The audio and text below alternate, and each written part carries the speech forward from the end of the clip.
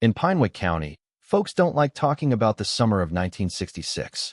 Ask anyone over 50, and their face will tighten, their eyes shifting toward the woods like they expect something to be standing there. It all began on a Monday morning when two hunters, out looking for rabbits, stumbled upon something so wrong it nearly broke their minds.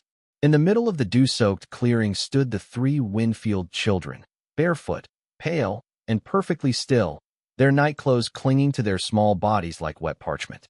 They didn't cry, didn't run, didn't even blink.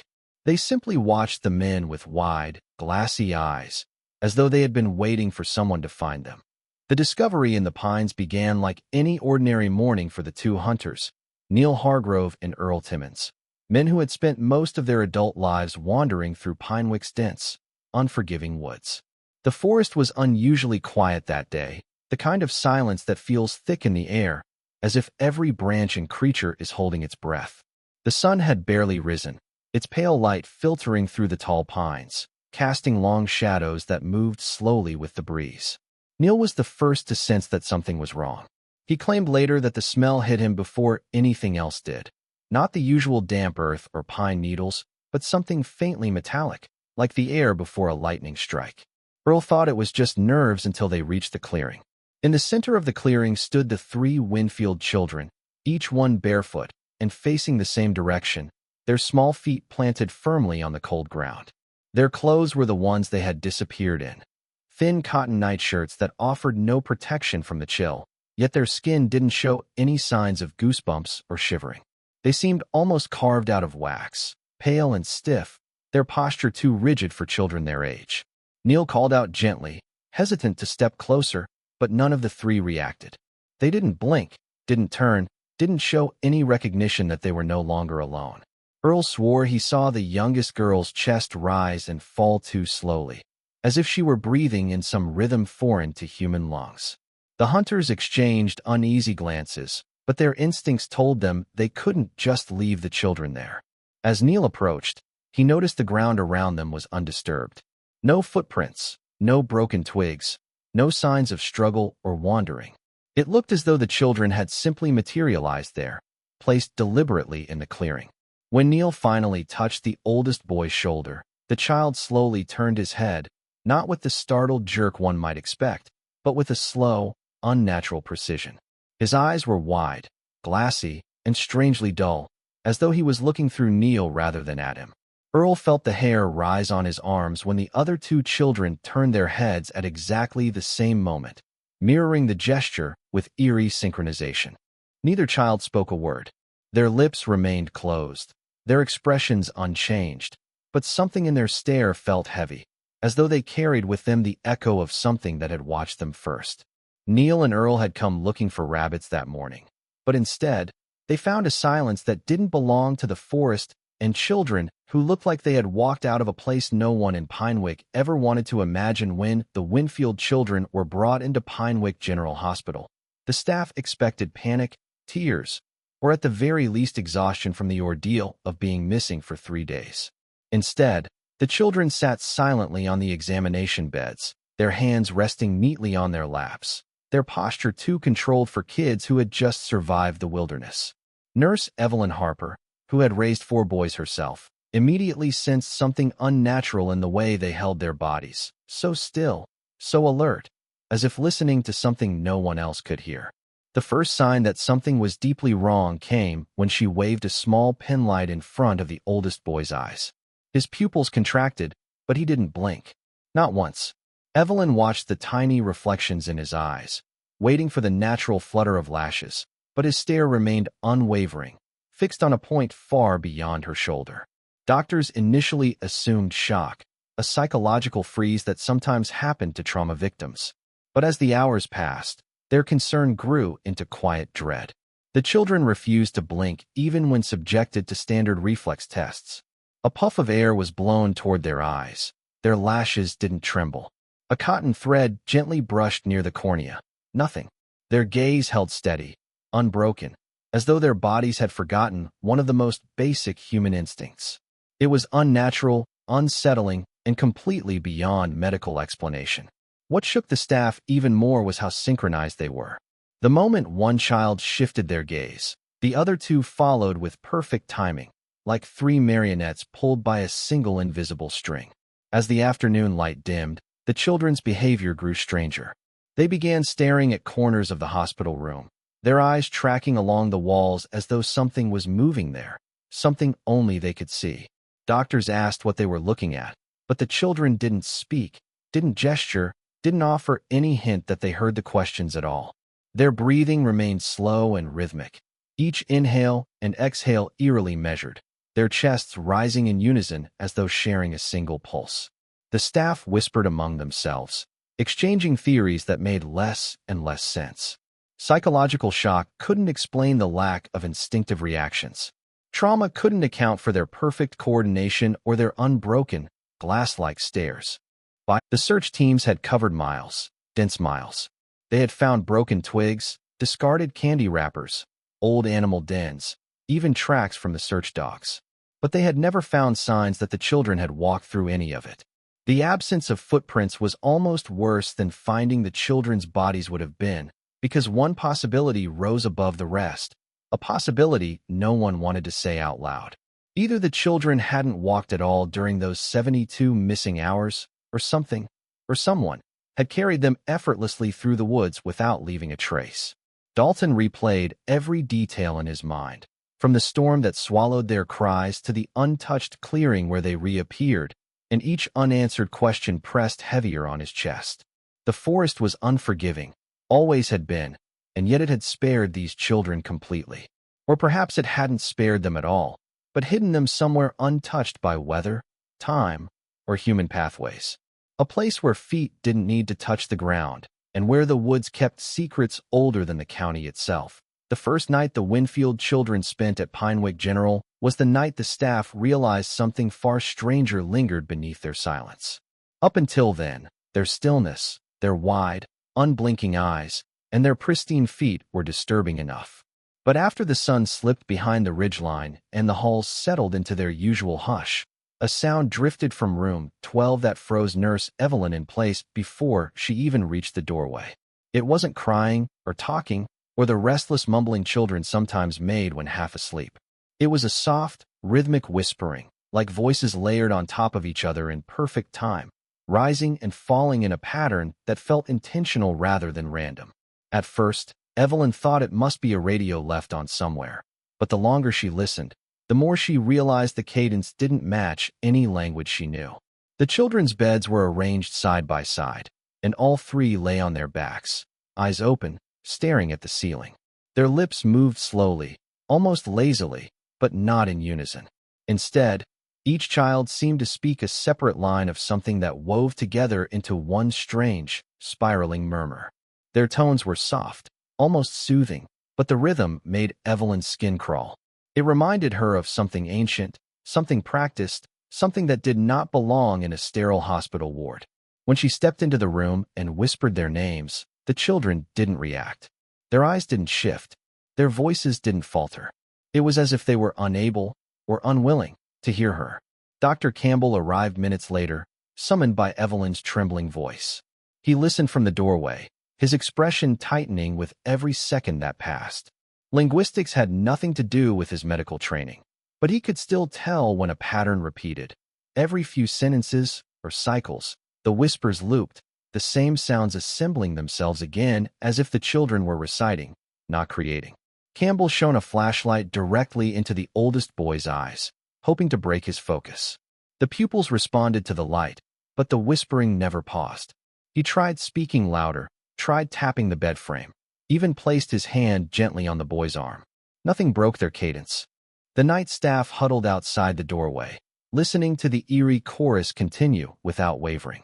Someone suggested that the children might have heard something in the woods and were mimicking it, but no one could explain why the whispers carried a rhythm too deliberate to be random, or why the children breathed in perfect unison as they spoke, their chests rising together, falling together, like three lungs operating on a single unseen clock. The longer the whispers went on, the more everyone felt the same cold certainty building inside them. The children hadn't brought back a language at all, but an echo of something that didn't originate in the forest, or in any human place they could name. To be why the second day at Pinewick General, the Winfield children still hadn't spoken a single recognizable word, but their behavior began revealing something far more unnerving than silence. It started when the smallest child, 6-year-old Rose, was given a salt packet during lunch. The nurse only meant to distract her with something harmless, but Rose tore the packet open with slow, deliberate movements, spilling the grains across her bedside tray. Instead of brushing them aside like any child might, she stared at the tiny crystals with an intensity that made the nurse step back. Then, without looking away, Rose dipped her fingertip into the salt and began dragging it across the metal surface in long arcs. At first it looked like aimless scribbling, but the more she traced, the more the lines curved and intersected with a strange precision. Within minutes, the boy, Daniel, rose from his bed and wandered over, his bare feet making no sound on the cold floor. He didn't speak, but he placed his hand beside hers and began adding to the drawing, extending the lines into a wider pattern. Their middle brother, Jonah, soon joined them. A doctor rushed to stop them, but when he looked down at the surface of the tray, his breath caught. The children had created a near-perfect overhead outline of Pinewick County, roads, rivers, and wooded sections arranged in a way that no child their age should have been able to reproduce. Even more disturbing was the level of accuracy. They had marked certain bends in the river, traced the shape of old dirt paths long covered by leaves, and outlined the ridge behind the Winfield property with startling detail. Then Rose touched the tip of her finger into the last remaining salt and pressed a tiny, deliberate deep in the northern woods. The location didn't correspond to any town, campsite, or logging site the doctor recognized. It was deep wilderness, a place where no one lived and few dared to wander. When Dr. Campbell fetched a county map to overlay with what the children had drawn, he realized the dot lay in a region locals referred to as the Deep Pines, an area avoided not out of superstition, but because it was too thick and treacherous for hikers. What chilled him further was the children's reaction when he pointed to the marked spot and gently asked what it meant. All three of them lifted their heads at the same time, their eyes aligning on the map with uncanny precision, their unblinking stares fixed on that single point. They didn't speak. They didn't gesture. They simply watched the dot as though waiting for something to move beneath it, something only they could sense. The salt map was cleaned off moments later, but the children stared at the empty tray afterward, tracing invisible lines in the air as though the map still existed, as though the place they had marked was calling to them even from beneath the cold, sterile lights of the hospital. The discovery of the old Winfield journal came almost by accident, though later Sheriff Dalton would say it felt less like an accident and more like something that had been waiting to be found. After the children drew the salt map and marked that strange point in the Deep Pines, Dalton began searching through county archives, hoping for any clue that might tie the woods to past disappearances or strange events. Nothing official surfaced, but when he visited the Winfield property to speak with the parents again, Mrs. Winfield nervously handed him a weathered, dust-coated box passed down through generations. She admitted she had never opened it herself. Her father had told her it held family business better left buried.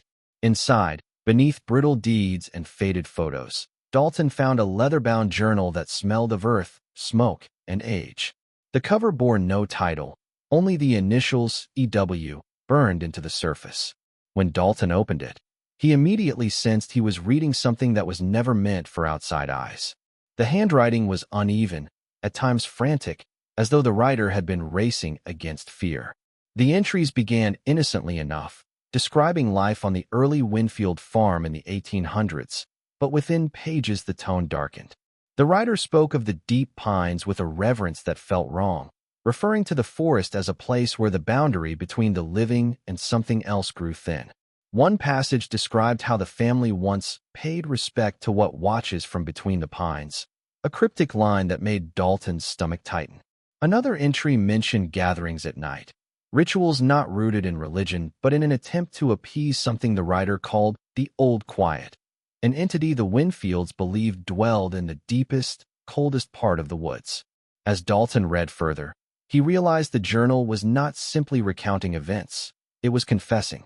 The writer admitted that for several generations, the Winfields had visited the heart of the Deep Pines during times of hardship, bringing offerings, seeking protection, or begging for fortune. But something had gone wrong. One entry described a night when the family attempted to sever ties with whatever they had been serving. They closed the circle, refused to bring further offerings, and vowed to break the tradition forever. The writer warned that abandoning this pact would one day come with a price the family would not be prepared to pay. The final entry ended abruptly, mid-sentence, as if the writer had been pulled away from the page. Dalton sat in the quiet Winfield kitchen, the journal heavy in his hands, feeling as though something unseen had begun connecting the threads he was unraveling. The missing children, their impossible behavior, the map marking the deep pines, and now a family history tied to a nameless presence in the forest. All of it pointed to a truth far more ancient and unsettling than he had ever imagined. One that suggested the children had not just wandered into the woods, but into a legacy the Winfields believed they had buried long ago. When Sheriff Dalton finally led a small team into the spot the children had marked in the deep pines, the forest felt different. The deeper they ventured, too still, too watchful, as if the trees themselves leaned closer with each step. The air grew colder despite the afternoon sun, and the path became less a trail and more a series of narrow channels winding between towering pines whose branches tangled overhead like a woven cage. The search party walked in silence, each man uneasy without knowing exactly why. Dalton kept the journal tucked inside his jacket, its weight a constant reminder that they were walking into a place the Winfields had feared for over a century. The deeper they went, the more the forest swallowed the sounds around them. Even their footsteps seemed muffled, as though the ground resisted carrying the noise forward. When they reached the clearing, no one spoke. The space was unnaturally circular, as if carved out by something intentional rather than weather or time. 13 trees stood evenly spaced around the perimeter, their bark stripped in long pale streaks that looked like claw marks but were too deliberate, too uniform. Hanging from each of the bare branches was a wooden figurine, carved crudely but unmistakably shaped like a human body. They dangled at eye level, turning slowly in the faint breeze that stirred only inside the clearing, though the rest of the woods remained completely still. The figures were all roughly the same size, but what unsettled Dalton most was the way their faces were carved. Each figure had eyes that were too large, too round, gouged deep into the wood, as if the carver had pressed with unnatural force. One of the deputies stepped closer, lifting one of the figurines with trembling fingers. The wood was fresh, the cuts clean, as though carved recently. The rope that held it was made of braided plant fibers that matched nothing local, nothing any of them had seen before. The figurine's head tilted to the side as it swung back into place, and for a moment Dalton swore it stared at him, those hollow, exaggerated eyes fixed on something beyond what any carving should be capable of seeing. When the deputy examined the other figures, he noticed something even more disturbing. Each one had a different number carved into its chest, etched deeply into the grain. The numbers ranged from 1 to 13, but the seventh figurine, the one hanging directly across from where Dalton stood, had a second set of faint scratch marks beneath the number, marks that looked hastily added, like someone had tried to erase or rewrite what it represented. As the men circled the clearing, the wind picked up suddenly, swirling in a tight spiral that stirred the figurines into a slow, synchronized turning, each one rotating to face inward. Dalton took a step back, his hand instinctively reaching for the journal in his jacket. He recognized the pattern now, the same circle described in the ancestors' notes. The offerings, the ritual site, the place the Winfields had tried to abandon. And as the figurines faced the center of the clearing, their oversized carved eyes all staring into the same empty point, it became clear that the children had not merely drawn a map the moment Sheriff Dalton and his team returned from the clearing. Something in Pinewick shifted in a way no one could describe, but everyone felt. The town moved as though under a low hum of tension, an unease that crept beneath the skin and settled behind the ribs. That night, as if responding to the discovery in the woods, the Winfield children's behavior intensified in a way that made even the most rational minds falter. Around 2:13 a.m., Nurse Evelyn, who had refused to leave the hospital for fear the children would be left alone, heard a clicking sound echoing through the hallway. It was rhythmic, too steady to be machinery, too deliberate to be anything accidental. When she reached room 12, She froze in the doorway because the sound was coming from the children. All three were sitting upright on their beds, their heads tilted to the same angle, their fingers tapping against the metal railings in perfect synchrony. The tapping wasn't random. It followed a repeating pattern, a code-like rhythm that made the hairs on Evelyn's arms rise. As she stepped closer, the children turned their heads toward her with the same unsettling precision they had shown before, their eyes still wide, still unblinking. Then, without warning, they all inhaled sharply at the same time, as if drawing in a single breath from a single unseen source.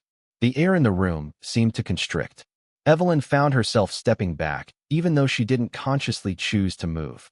For several seconds the children remained motionless, their chests expanded, their lips parted slightly, but making no sound. Then they exhaled together and began whispering. Not the soft murmur from the first night, but a low, resonant chant that reverberated faintly against the walls. What terrified Evelyn most was that she recognized the pattern of the chant. Sheriff Dalton had shown her a page from the old Winfield journal earlier that evening, a page containing a handwritten diagram of a circle of trees, and beneath it a series of symbols the author claimed represented the invocation of the old quiet. The symbols weren't words, but their shapes mirrored the cadence of the children's whispering. It was as if they were reciting the symbols aloud, translating something never meant to be spoken. Their voices blended into a single droning note that seemed to vibrate through the floor, rattling the glass of the nightlight on the table. As the chant deepened, the lights in the room flickered. For an instant the electricity cut out entirely, plunging the entire wing of the hospital into complete darkness. When the emergency backup lights flickered on, the children had shifted positions. They were now standing in the middle of the room, facing the same corner, their hands hanging limply at their sides, their heads tilted upward as though watching something move along the ceiling. The chant had stopped, but the air still vibrated with the echo of it, an aftersound that felt alive. Nurse Evelyn backed out of the room, unable to look away from the children's unbroken stares. By the time she reached the nurse's station to call Sheriff Dalton, one cold realization had settled into her bones.